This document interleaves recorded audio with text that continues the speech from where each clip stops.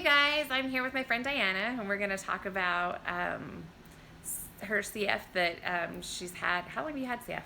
So it's something you're born with. Oh, since she was born. I should know this.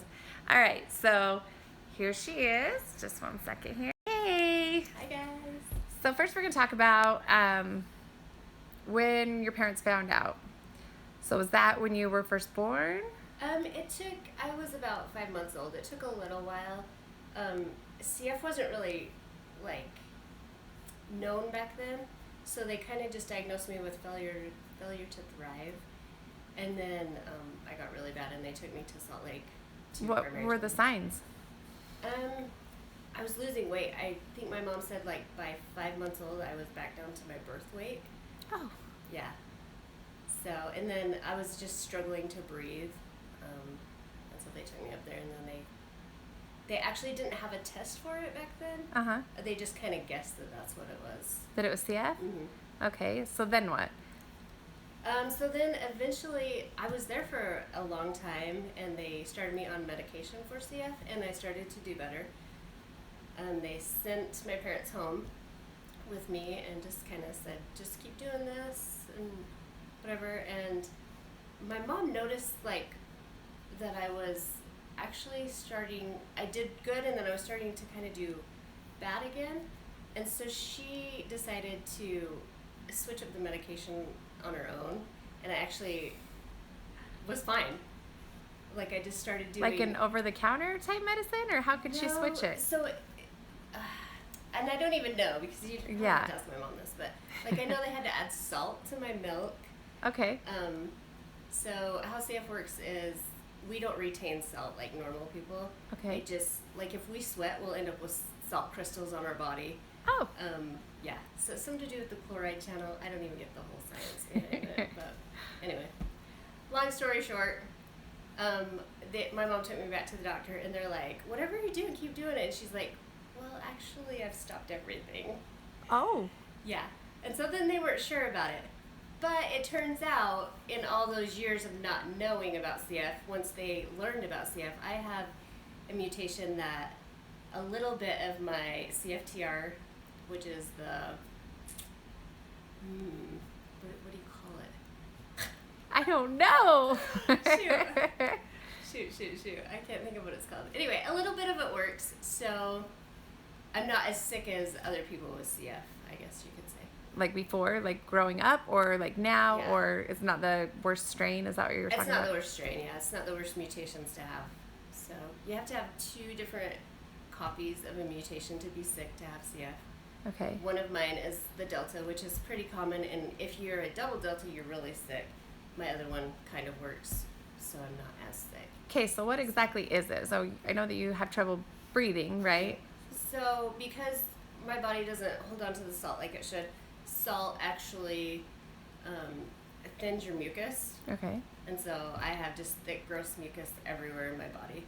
And so then my body can't get rid of it like a normal body can, and so then it sets down in my lungs, and I get infections all the time. So is it pneumonia a lot? Yeah. Okay. I wasn't even really sure what it was. I knew there was a breathing issue, but I didn't know if it was underdeveloped lungs but it's just mainly the salt? Mainly, that's the main thing that causes So all if you this. eat salt, does that make you more sick?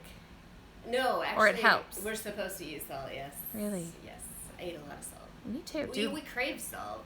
Oh. Because we don't keep it in our body, if that makes sense. Yeah, so it doesn't like to stay absorbed or something? I don't even know. Okay. We need a doctor for this. Right. No, because that's how most people are that I'm sure that have it. They don't know every little bit about it. So growing up with you, I couldn't tell. I didn't know. I mean, I did know because I thought it was cool and needed to smoke as a teenager. And I remember you being in my car, and I'm like, I can't smoke. So I had some chewing tobacco. I remember trying that and just for fun, but I didn't ever notice any signs growing up. Did it affect you very much as a teenager? Not really as a teenager. I remember when I was 14, I had to have sinus surgery because we grow polyps in our nose. Okay. And they wanted to send them to primary children's to have them tested, the polyps. And so then from there, they wanted me to come to primaries and have like more genetic testing.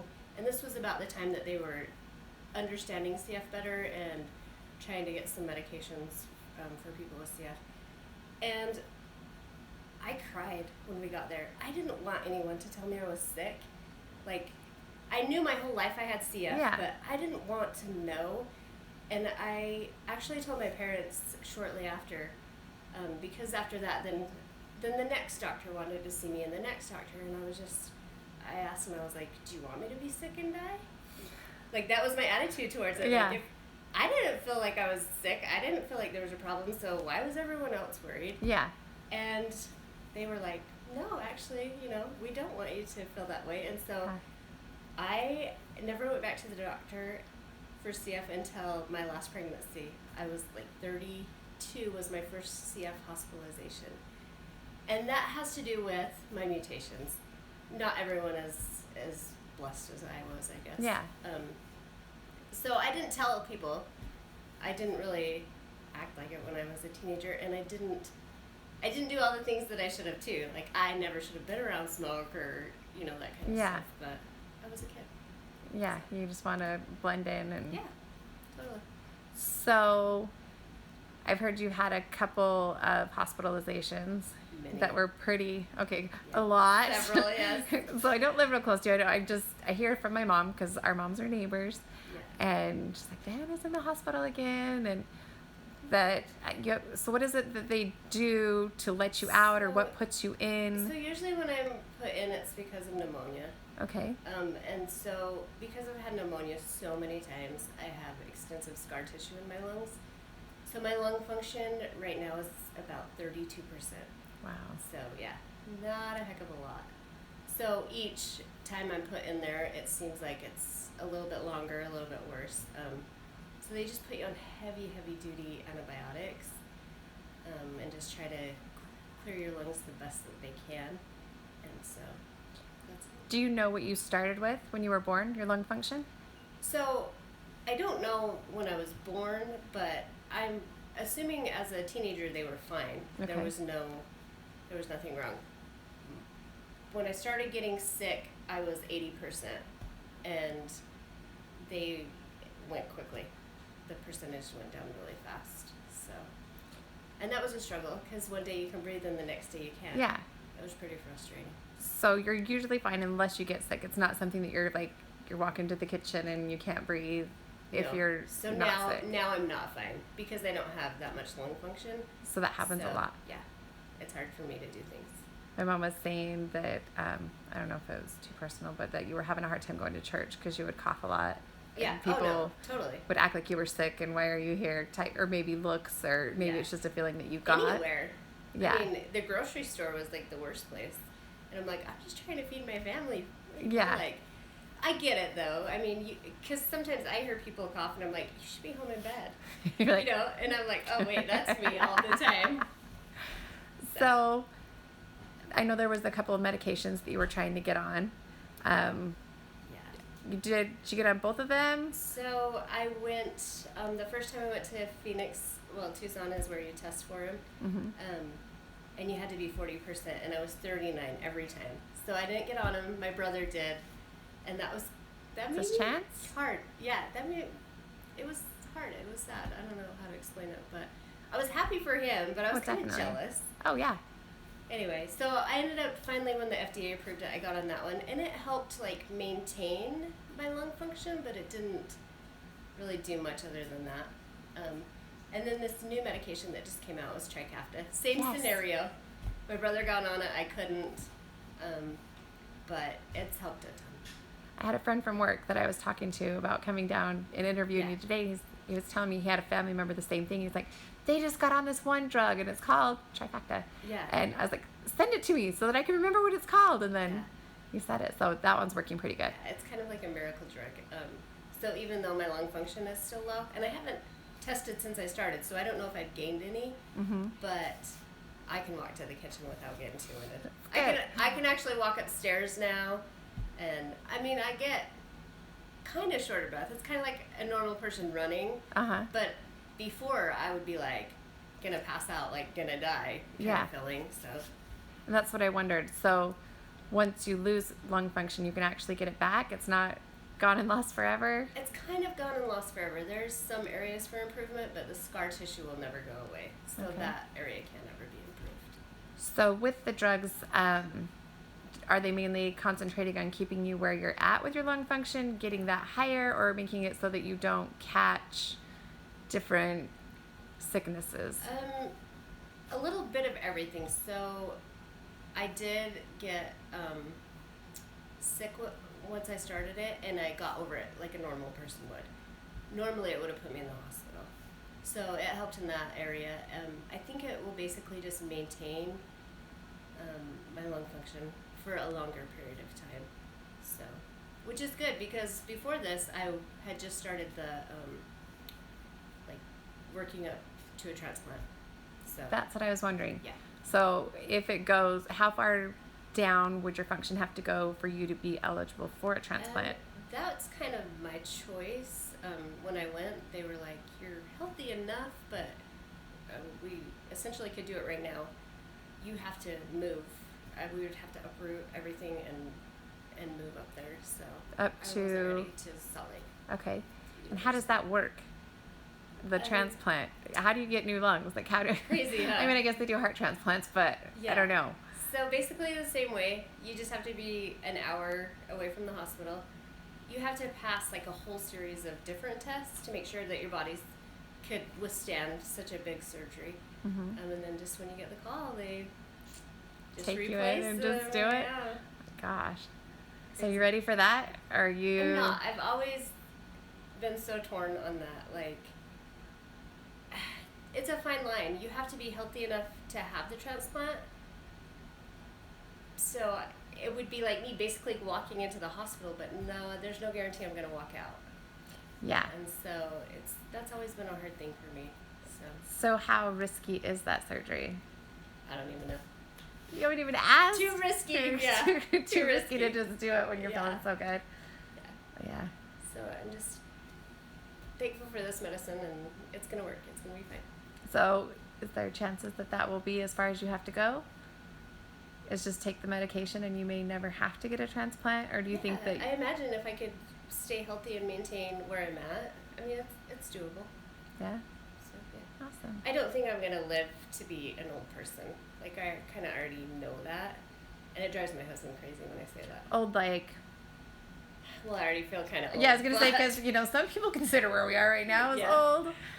I'm thinking if I see 60, I'll be lucky. You think so? Yeah. I think you're going further. Yeah? Yeah, you got this. All right.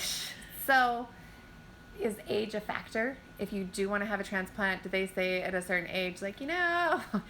this is for the younger people, not for, you know what I mean? Yeah, maybe pushing 80s, but I just heard of someone that was 73 get one, so not necessarily. So in your mind, do you think that's just something I don't want to do, a transplant? I'll take my chances with what I've got? Or are you like, if I get to a certain point, I will? I think if I get to a certain point, I will. I like life. Yeah. I want to live. Definitely. I want to watch my kids, and I'm going to get a grandkid soon, so. How exciting. When's she due? In June. What's she having? A boy. A boy. We're finally going to get a boy in this family. Know. And maybe that's all she'll have. I know, right?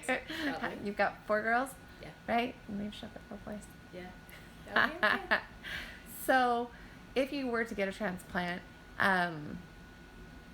do they have a shorter time on them? So, like, so you say, I'll be lucky 60. If you got that transplant, wouldn't that just make it, like, normal? Like, maybe you would make it to 90? Maybe. I know, like, the average is 5 years. After a transplant? Mm-hmm. But that's just an average. Like, I see people all the time that are, like, 20 years out. So it's just... Wow. Yeah. So why would it be 5 years? What goes wrong for the people that it's... A rejection. Yeah. And you have to stay on immune suppressants your entire life after that. So I imagine you pick up a lot of sickness and stuff. So, kind of like what Rainey's going through type thing? Yeah, a little bit. And my whole thought when they told me that was like, why would I want to survive to be stuck at home all the time? Yeah. So, I don't know. It'll be a tough choice when it gets made. Yeah. I don't know what will happen. So just because your immune system's so bad, you think you'll have to stay home, or do they tell you that that's something that you need to do? They basically tell you, yeah. Oh, crazy. Well, do you mind if we update in a year or so, see where you're at, see how it's going? Sure, that would be great. Awesome. Okay, thank you so much, friend. Love you. Oh. Hey, Miss Rainey. I'm here with Rainey and Diana. How are you? Good. So, little Miss Rainey was diagnosed with cancer. How long ago would you say? It was in December of 18. Yeah. December 2018. Okay, so tell me about just before you found out. You were sick, right? Yes. Okay, how did you feel? I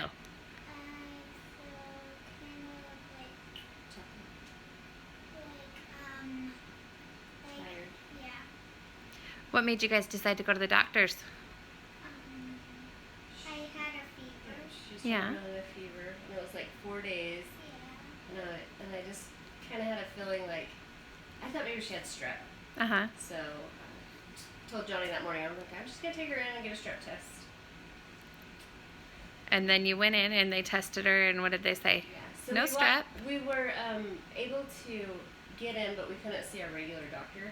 So, which ended up being a blessing in disguise. So we walked in, and this guy who'd never seen her before was like, is she always so pale? And I hadn't noticed it because it happened so gradually. Yeah. Anyway, so he's like, this might be overkill, but I'm going to send you downstairs to the lab to get some testing done. And we went down to the lab, and they actually were in the middle of the blood draw, and she passed out because she had no blood to give. I was gonna say. Oh, okay, you say. You tell the story. Okay, so I passed out, and they were taking my blood, and then my mommy was crying, so she had to go home and pack her bag for Daddy's. And then then she called Grandpa and her mom and Dad, and then they came to visit me and see my sister.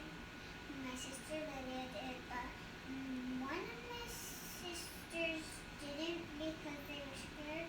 That's Ellie, and she was scared to see me like that. So how did you feel? And I felt kind of like sick a lot. Yeah, when after you passed out, did you feel kind of scared? Yeah, because they had to put bad IVs in it and it hurted. They had to do both arms. Yeah. Was that for blood, or was that for like getting you back hydrated again? You know how sometimes they'll put it in and help you get hydrated? They did both of them because they needed to start medicine and give a transfusion. Oh, okay. Because their blood was so low. But then they decided to wait on the transfusion and just get her life flighted to primaries. So at that point, they already knew, or they just were trying to figure it out still when they had life It flighted? didn't take them very long to figure out. It's a pretty simple. They can just tell from like a CBC, which is just a blood panel. Okay. They can tell that she- What kind? Oh, leukemia is what kind she has. Okay, so then you got to go on the helicopter, right? Yeah. What'd you think about that? Were you scared to go on the helicopter? It was actually really fun. I got to have these headphones and I could talk. So who did you talk to on the headphones? The co-pilot and these other people. Did your mom get to go on there with you? No, my dad, because she was scared. You scared of flying in a helicopter? No, I was scared for me. Oh, and you wanted your daddy? No. So I didn't know it was actually a fixed wing plane, and I didn't know if my lungs could handle it. That makes sense. Yeah. I came home and packed bags and drove up there. So could you see outside while you were on there? It was so pretty because we went by canyons. Really? Yeah. I've never been in a helicopter before. Was it loud? Kind of. Well, the headphones made it so it's not that loud. Yeah. So what'd you talk to the pilot about? I was so shy that I didn't really kind of talk that much. Yeah. I can understand that. She made a big impression though because the co-pilot, I think, went on a trip to Australia shortly after, and she actually brought something home for Rainy. Really? Oh, so it was the girl?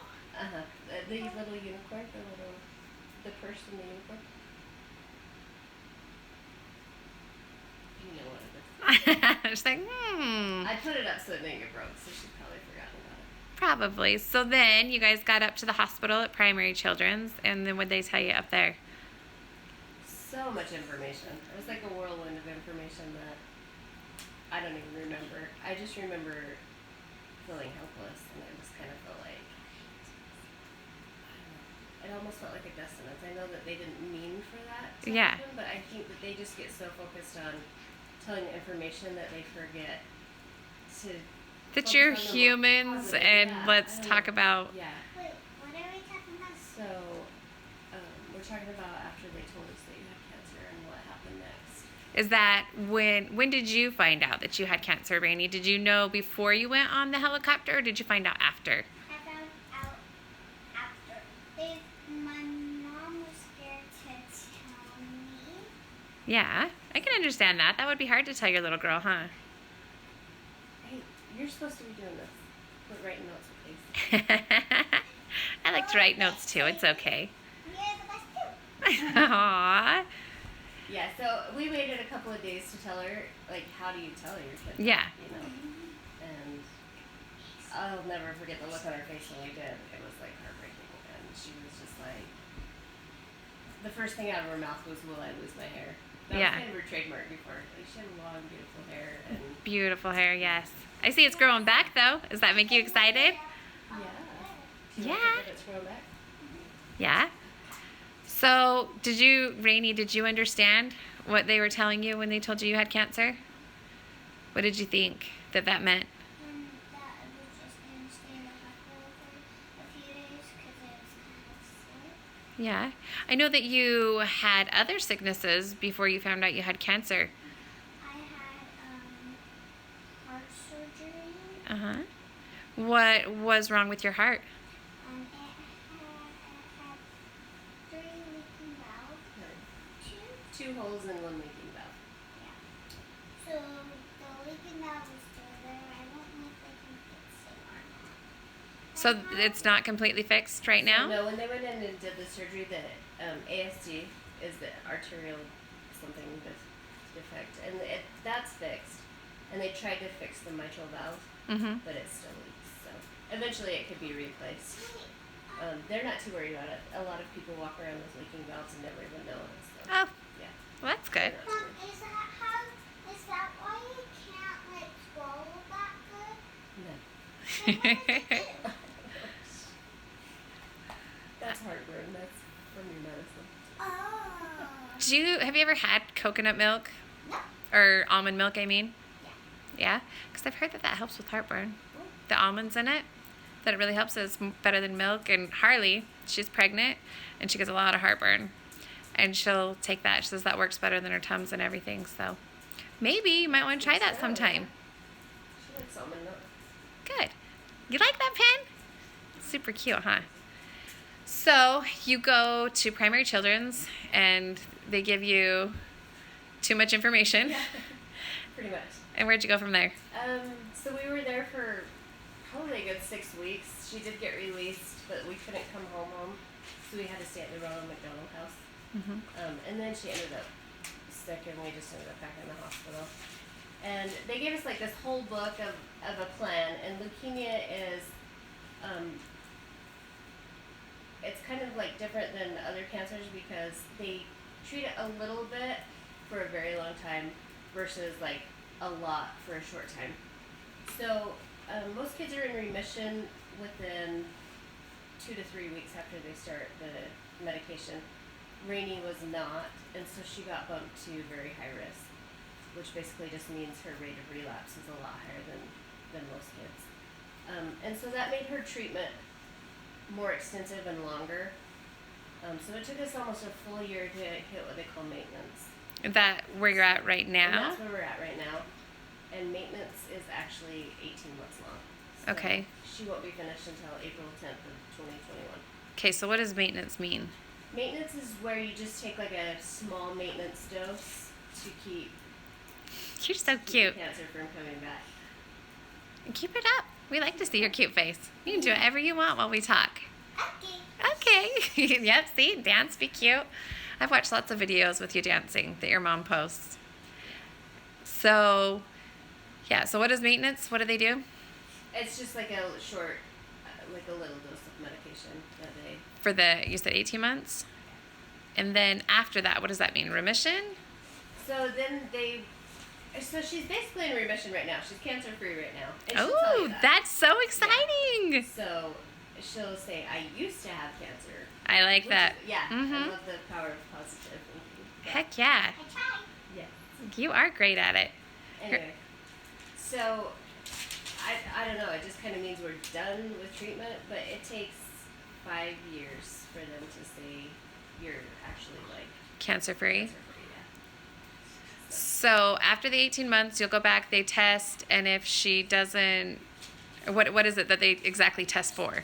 So they do blood work all the time, Okay. watching for a relapse or anything different. So yeah. So after we're done, they'll just take her report out and we'll just be normal again. So, okay, where's her port? Right. Can you show them where your report is? So, let's see. Oh, so they have to poke it Yeah. to every time that you go in?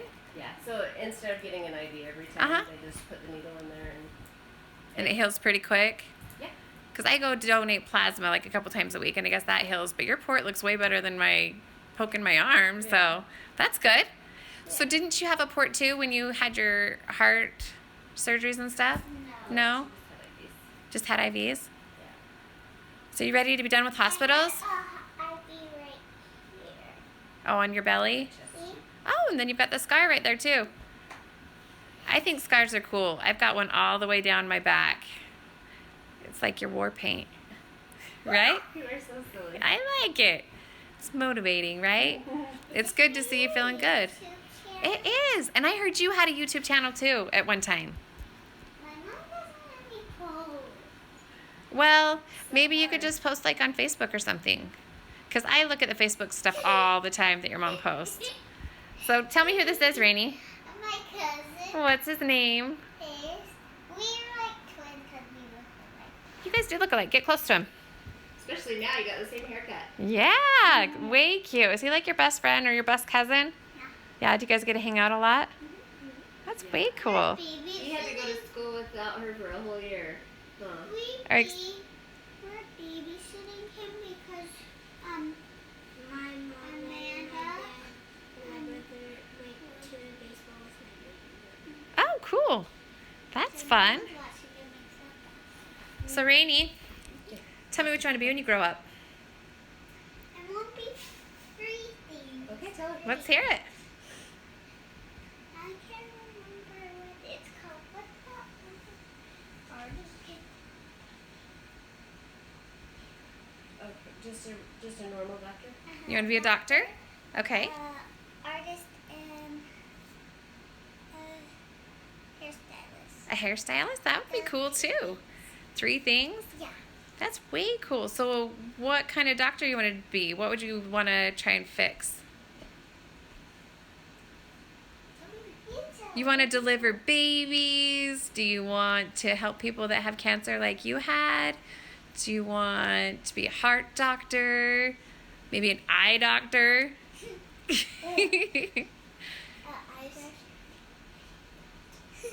You think eye doctor would be scary? Because I had it once. You did? What was wrong with your eyes? I had a blue eye, and I had to go to the doctor, and they scraped it out. Oh, yeah, that's not fun. It's Why kind don't of scary. Why don't you just put your finger like that? It was more extensive than that. So. Yeah, it was probably an infection. Awesome. So, do your sisters like to do hair? Like, what made you want to do hair? Because your sisters all have long, beautiful hair, and you had long, beautiful hair too, huh? When my mommy got hers done, it looked cool. Yeah. So I wanted to do one. Now your hair looks like a cute little pixie cut, kind of like fairies. Have you seen fairies with the cute little pixie cut like that? Yeah, you'll have to look at them because they're super cute. Well, Rainey, thank you so much for letting me do this interview. Would you let me come back in like a year or so and interview you again? Sure. That would be awesome. Thank you. All right, tell everybody bye. Bye. You're broken down and tired of living life on the merry-go-round, and you can't find a fighter, but I see it in you, so we gon' walk it out. Move mountains, we gon' walk it out and move mountains. And I'll rise like the day. I'll rise up, I'll rise unafraid. I'll rise up, and I'll do it 1,000 times again. And I'll rise up, I like the waves. I'll rise up, in spite of the ache. I'll rise up, and I'll do it 1,000 times again.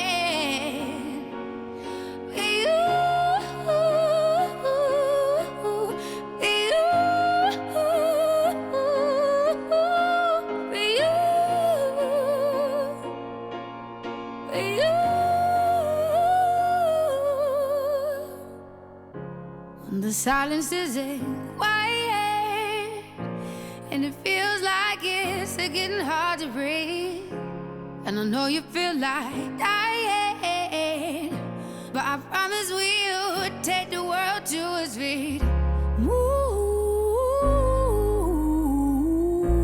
mountains, bring it to its feet.